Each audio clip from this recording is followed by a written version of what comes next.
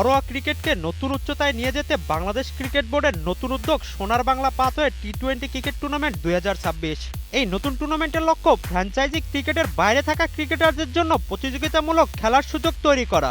BCB টুর্নামেন্টটির পরিচালনার জন্য সহসভাপতি ফারুক আহমেদকে লিড হিসেবে দায়িত্ব দিয়েছেন। মাঠের লড়াই শুরু হবে আগামী 2026 সালের জানুয়ারির প্রথম সপ্তাহে এবং আয়োজক হিসেবে থাকবেন বগুড়া ও রাজশাহীর ভেন্যু। সোনার বাংলা পাথওয়ে টি-20 ক্রিকেট লিগ 2026-এর দলসমূহ গঠন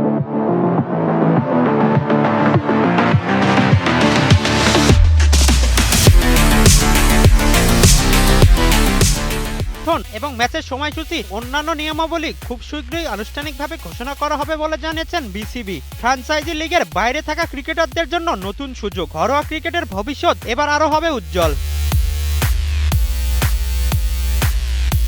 তারিকুল ইসলাম, কালের কণ্ঠ।